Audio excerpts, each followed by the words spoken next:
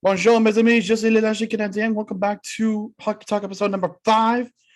Now, last week was kind of a bit of a bigger episode because we had a guest on, but this week, yeah, we're just going to get ourselves right back on normal track. But before I do so, I want to do two things. First of all, check out Benchwarmer Brew at benchwarmerbrew.com. Get your Christmas coffee. Backup QB blend, 5 points blend, and my personal favorite, the Armchair QB blend. Definitely get it, benchwarmerbrew.com. Link will be down in my description. Second of all, I know I keep plugging my podcast in the description of my videos. Well, this week you're gonna want to tune in because this week, which I will also upload on YouTube as well as it will be uploaded on Spotify. We will be joined by Mr. Bobby Ryan. For those of you that don't know who Bobby Ryan is, he was the second overall pick in 2005 from the Owen Sound from the OHL, and he played for the Anaheim Ducks, the Ottawa Senators, and the Detroit Red Wings. And he was the recipient of the 2020 Bill Masterton Trophy. But we'll get to more of that on that episode, which will be the bonus video for Friday. Friday. But let's get ourselves right into the news. So starting off, we had an incident between Brad Marchand and Artemi Panarin. When those two teams played each other last week, it was said by Marchand to Panarin that quote, nobody from Russia likes you. To which Panarin's like, hey, you see my glove? Yeet. And we say just yeet his fucking glove at Marchand while both were still on the bench. Marchand got no discipline for the xenophobic words, but Panarin did get a $5,000 fine. Like, that's kind of stupid, isn't it? Like, you're gonna fine a player for throwing a glove, but yet you won't fine a player for using xenophobic language. Really?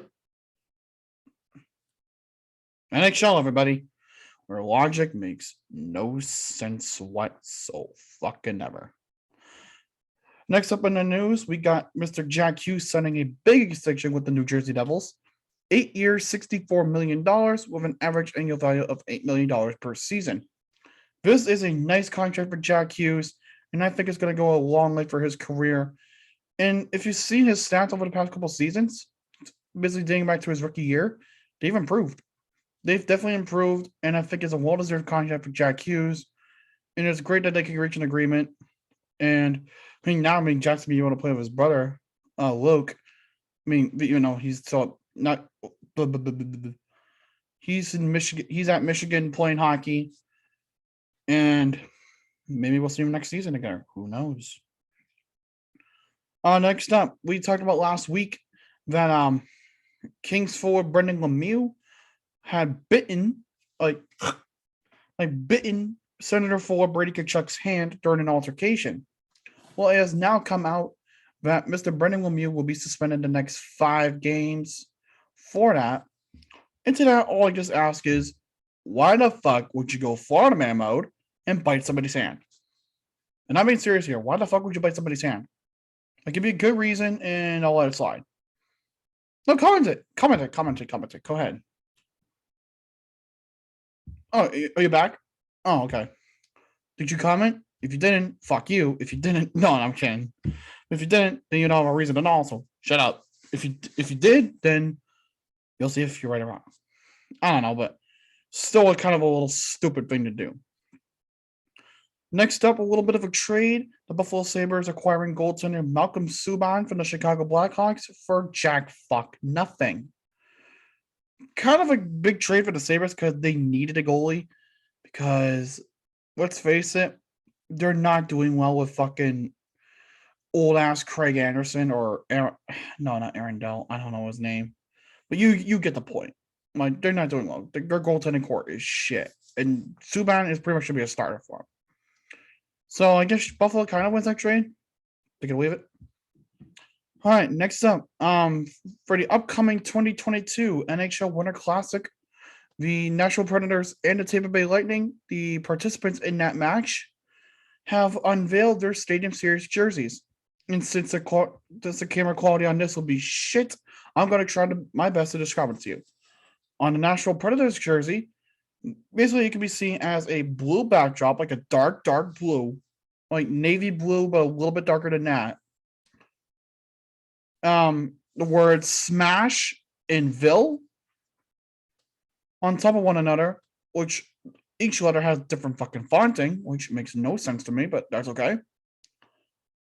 But the words smash roll are blue, and they're in a backdrop of a big fucking thick yellow stripe that encompasses the body portion of the jersey as well as the sleeves.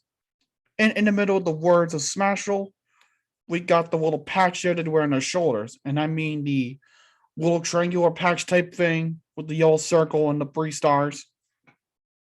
Yeah, so it's like that. It's that. And as for the Tampa Bay Lightning, their jersey is a little more simple to explain. White backdrop with a blue lightning bolt that's been enlarged to fuck. And the word bolts just going diagonally down, with the B and the S having little appendages sticking out, like kind of like little shock waves or kind of little shock bolts or whatever. You know what I mean? But both are nice, and I actually do like them.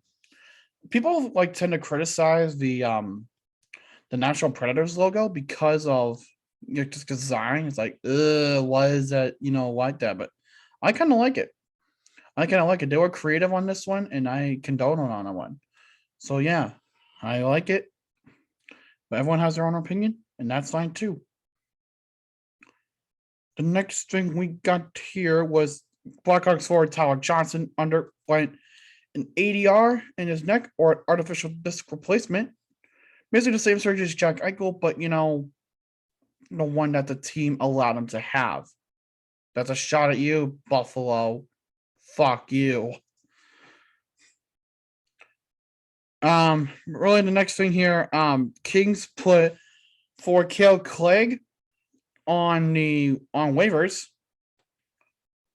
and then he was subsequently claimed by the Montreal Canadiens in what was the first move made by interim general manager Jeff Gorton after the firing of Bergevin.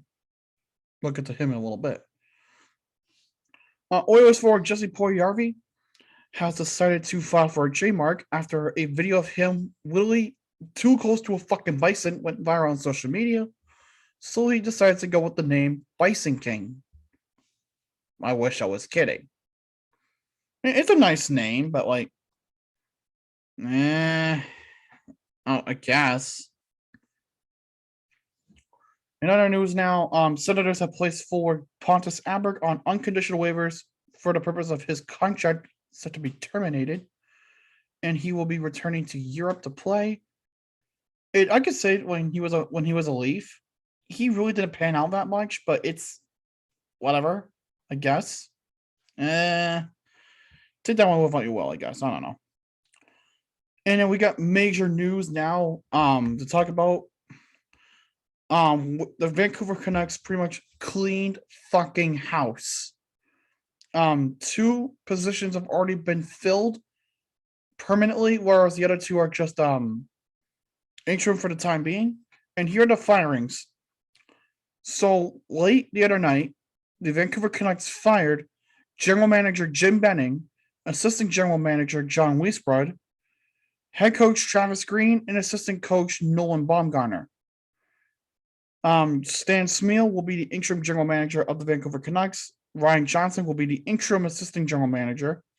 Whereas we have a new head coach for the Vancouver Canucks, and it's none other than barbecue man himself, Bruce Boudreau. He is the new head coach of the Canucks, and the new assistant coach is Scott Walker. So, kind of a bold move here for Vancouver. They cleaned office. They are last in their division. This was needed.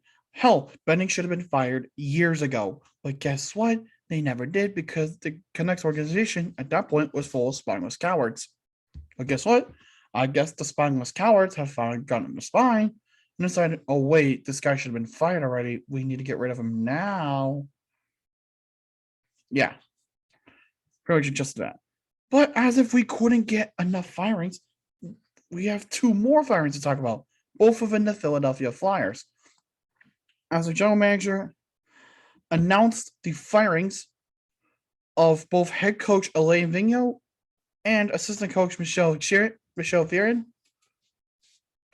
And right now, assistant coach Mike Yo will be taking over the head coaching duties for the Flyers. This comes at a time where really the Flyers weren't going anywhere. They were just stagnant the fuck. Like, have you seen the Flyers over the past couple seasons since Vigneault took the role as head coach? You know that there wasn't something there. It was just fucked. But I digress. But yeah, we also get to see Mike Yo as coach again. I think the last time he coached was the Minnesota Wild, if I'm not mistaken. But I digress. The next thing is kind of a big one as well. So some crazy shit happened at the Leafs Jets game the other night, and it resulted in 3 disciplinary figures being taken here. The first one was against Wayne Simmons for cross-checking Jansen Harkins, in which Simmons has been fined $2,250 for. Basically, Simmons tripped him up after the faceoff was done and received a cross-check of a knee upper back. As for Neil Pionk, it was a knee-on-knee hit on Leafs defenseman Rasmus Sandin. He had a hearing on that, but it has since come out at the time of this recording that he has been suspended for 2 games. So yeah, take that with what you will, folks. I don't know. And the third one, and has yet to be decided, Jason Spezza will have an in-person hearing via Zoom for taking his knee and driving it into the skull of a vulnerable Neil Pionk. I mean, given like fucking hell, look at Leafs fans, even myself, can agree. Spezza should be fucking suspended for that because that was dirty. Like, by all accounts, that was dirty. But I don't know. But yet there were Jets fans that just decide our players could do no wrong. Everyone else is dirty there, bud. Like, no. Like, no. That's not, no. How about you take some accountability? Players can do wrong. Your players have done wrong. Look, I can understand some of the things that I've heard Jets fans say, like, but it wasn't intentional. That may be the case, but the knee on knee is still a knee on knee, and it still resulted in an injury. And that's the thing. That's the ruling. That is what it is. You can't just fucking. I don't know. Some people just confuse the fuck out of me. Look at just what it is. Just take accountability for both sides. Will take accountability for it. Hell, the Leafs fans have done so too. But really, that's really it. I mean, other than Connor McDavid getting his first ejection of his NHL career for boarding, and that has since come out that he will not receive any supplementary discipline. As well, also want to congratulate Alexander Ovechkin for scoring his 750th National Hockey League goal. Very well deserved indeed. But anyways, I think that'll wrap it up tonight. Thank you guys for tuning in. Hope you guys did enjoy. I will update you with the Jason Spezza discipline in the either in the pinned comment or the description somewhere. You'll find it. Anyways, thank you for tuning in. Hope you guys did enjoy. If you did, leave a like, comment down below what you guys want to see next, if anything. If you haven't done so already, subscribe and join the Logical Army. I am trying to reach 100 subscribers by the end of the year, so a subscription would mean a lot to me. Anyway, guys, thank you guys for watching. Je suis de la Canadienne. Bon oui, et au revoir.